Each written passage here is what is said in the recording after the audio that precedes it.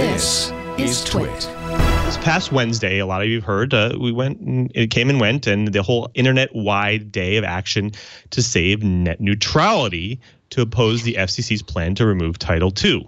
We had a flood of platforms, small and large, that came and went in the movement, and this included Twitter, Reddit, Netflix, Spotify, Mozilla, Amazon, Yelp, and SoundCloud, along with a vast array of online communities from every corner of the internet, gaming forums, YouTube creators, subreddits. They displayed prominent protest messages on their users, encouraging them to take action by acting on or contacting FCC as well as Congress through their tools like battleforthenet.com that make it easier for internet users to make their voices heard.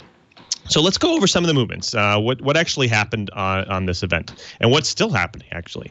So essentially tens of millions of people saw the protest messages on participating websites, as well as over 1 million emails to Congress, over 5 million emails to Congress. And it's actually still going. They're still being delivered over time. More than 2 million comments to the FCC, which nearly tripled since back in September 2014 when they removed some of these items. Of course, there was also over 124,000 phone calls to Congress. The net neutrality hashtag trended on Facebook and Twitter. Protesters went in person to the more than 20 congressional offices, and more than 125,000 websites, peoples, artists, online creators all signed up to participate, as well as a bunch of celebrities: Pearl Jam, Wilco, Tim Robbins, Susan Sarandon. There was also a broad participation in every corner of the internet from online gaming communities and so on. Also, Facebook and Dropbox, the three largest internet companies, as well as Google, came out publicly with strong statements in support of the current FCC rules. And this is pretty significant, especially since Facebook's previous opposition to certain net neutralities rules were kind of in effect. So we all know that FCC Chairman Ajit Pai appears dead on set with going forward with the proposal, and he and Commissioner Mike O'Reilly have opposed the 2015 rules, calling them antiquated and stifling to business investment. And they've both repeated stating their intent to dismantle them. Pai also admitted in a speech introducing his proposal it would be a fight, but he also said it would be a fight to intend to win, and what he's going to do going forward. So, Cheeber, what do we expect from Pai here and his team? Well, instead of me trying to interpret things, and this is a shout out to JJ to the 4884 who pointed this out to me the other day. I'm going to read. I'm actually just going to read. I'm not going to interpret. I'm going to read a PBS interview done by Judy Woodruff and William Bragdon with the FCC chair Ajit Pai. Now, keep in mind, I am reading this. I'm not interpreting. I'm not coloring this. I don't agree. But I think we ought to give the opposing opinion a little bit of airtime. William Bragdon, so you, I understand, are not a fan of these net neutrality rules from a few years ago. What is your principal concern? Ajit Pai, well, I favor a free and open internet, as I think most consumers do. My concern is with the particular regulations that the FCC adopted 2 years ago.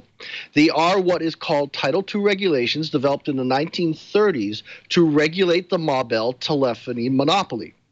And my concern is that by imposing those heavy-handed economic regulations on internet service providers, big and small, we could end up de-incentivizing companies from wanting to build out internet access to a lot of parts of the country in low-income urban and rural areas, for example. And that, I think, is something that no one would benefit from. William Bragdon, is there evidence, though, that these rules have de-incentivized those companies? There are. Businesses are doing very, very well. They're spending billions on the spectrum. Ajit Pai. There is a significant evidence that investment in infrastructure has gone down since the adoption of these rules. For example, there is a study by a highly respected economist that says that among the top 12 internet service providers in terms of size, investment is down by 5.6% or several $1 billion over the last 2 years. And amongst smaller providers as well, just literally this week, 22 internet service providers with 1,000 customers or less told us that these Title II regulations have kept them from getting the financing that they need to build out their networks. And as they put it, these net neutrality regulations hang like a black cloud over our businesses. And so what we're trying to do going forward is figure out a way that we can preserve that free and open internet that consumers want and need, and preserve that incentive to invest in the network that will ultimately benefit even more customers going forward. William Bragnon, I know there is a whole group of other internet companies, Facebook, Google, Instagram, those types of companies that have said to you, these rules are not a hindrance to us. We have been able to thrive and survive under these rules. Don't change them. What do you say to them when they argue this to you? Ajit Pai. Well, two different points. First, if you look carefully, a lot of these companies don't say that they like Title II specifically. These particular regulations. What they say is that they care about the principles of free and open internet.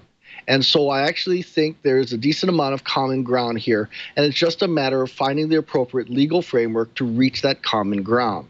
But the second point I would like to make is because these companies are the best evidence of the success of the light touch regulatory framework that originated in the Clinton administration, and that's something I favor. Well, this is actually starting to get kind of long, but it boils down to there are two sides of every argument. I don't particularly agree with Ajit Pai, but I also see some of his points. I am in favor of light touch. I feel the market should drive a lot of things, but I want the government to make sure that we don't somehow or another create a giant monopoly that can do whatever they want, like we had in the days of the Ma Bell monopoly. What do you think, Lou? Yeah, it's interesting because even on Wednesday, I won't name any companies, but I think there's a lot of companies out there, including some ISPs, that kind of showed their, I guess, almost their hand in some sense, where they attempted to convince people that they were kind of going towards or agreeing with net neutrality, some of the net neutrality parts. But in fact, they were just kind of pushing people to think that they are. So like, for instance, some agree what they call a two-sided market, which basically means they want to be able to charge their customers for both internet access and the websites they actually go out and reach. And so implicitly, this means that, of course, they can essentially block websites that can't or won't pay the fees that they expect, and which would essentially limit the universe of sites that a user can access. And so they also said that they will be able to charge web companies for the priority access, either in the form of exemption or user data caps. And this essentially would be make it more expensive for even things like startup companies and people who are just trying to get into that, especially if they can't afford the paid prioritization. So I think that this is going to have a huge effect, I think, if they don't go back. And in fact, one of the key protections from the 2015 rules was the general conduct standard. And this is just the internet is a constantly evolving technology, and it's an ecosystem. And if the rules essentially are guidelines and principles to address any additional or new threats that come over time. And it's so by design, it gives the FCC and the public a process for evolving the protections as the markets and technology evolve. So, Cheaper, what is this? Is this the first thing to go? And why is it? Is it because it's too big government, or what's going on here? It's hard. There's an amazing number of opinions, and JJ is pointing out there's a lot of different sides to this. Ajit Pai keeps forgetting a lot of things about how overbuilt the network is and how heavy-handed some of the ISPs have been on, things like throttling and all that. Just the very fact that, a lot of consumers will go out and it'll get really, really, really slow, and they finally complain, and magically, once enough people complain, the pipes start freeing up. From a consumer standpoint, that starts feeling like, wait, why didn't they do that at the beginning? Do the ISPs have too much power? Why did things like zero rating become such a big deal? It is not an easy yes or no answer. There's lots and lots of shades of gray. I personally think there needs to be some government control in there, some government oversight, but I'd really like to see the market push the direction rather than big giant knobs that the government turns and one size fits all solutions. That's my biggest fear. I don't want a one size fit all solution because the world is not one size fits all. Right. Yeah, and I think the problem is, especially with these rules, is that our future practices could cause harm, and to the, especially to any of the rules that they were intended to address, and they're not necessarily addressing anymore. And this is even a quote from the FCC. It says, "Our future practices cause the type of harms our rules are intended to address. For that reason, we adopt a rule setting forth a no unreasonable interference disadvantage standard."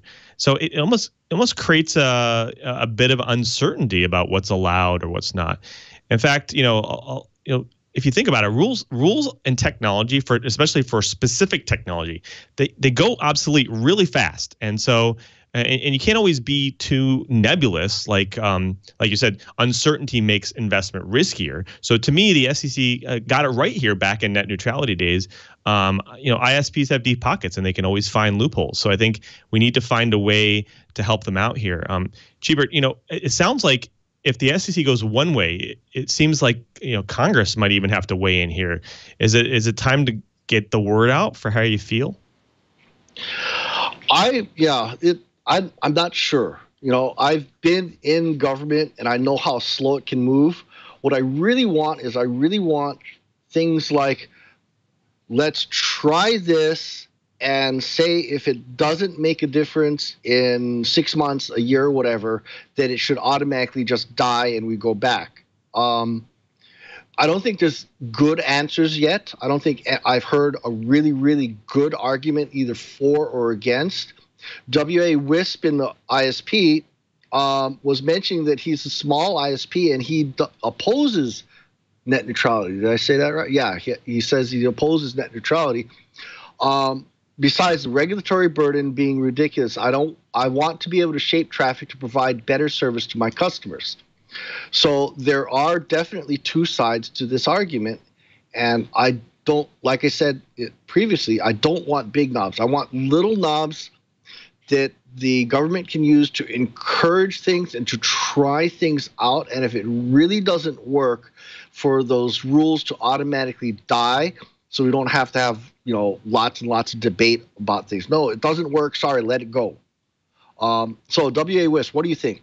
Should we have encouraging regulations that if they don't work, they automatically die? Who knows? What do you think, Lou? Yeah, I think that's an interesting take. And in fact, one question back to you, I'm curious actually, is what do you think is the least understood issue around net neutrality? Like if there's people understand one part of it, but they don't understand the other part, and that might be the part that we're actually getting rid of. So do you have an opinion on that?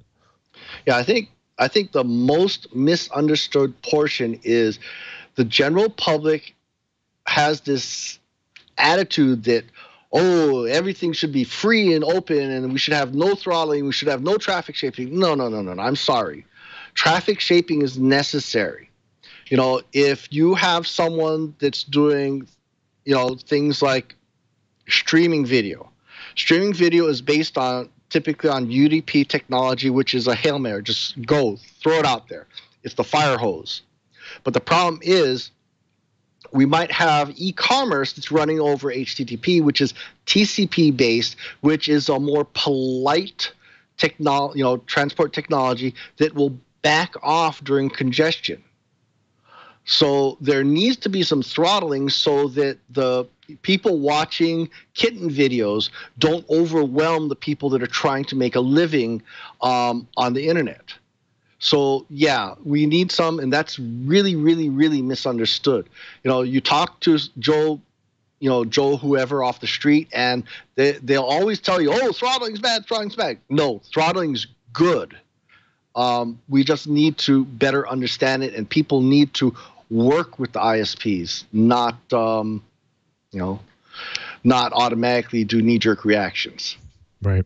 I think to me the biggest misunderstanding is between the difference between legal jurisdiction, and that's basically created the rules of net neutrality, and the rules themselves. So like for instance, The legal jurisdiction for the rules as they stand now are known as the Title II. But it's important to remember that Title II is just the legal jurisdiction the FCC is using for the current rules, and essentially the ones that are ban blocking, throttling, papers, but they're not the rules themselves. So think of Title II as essentially the means to the end and not the end in itself.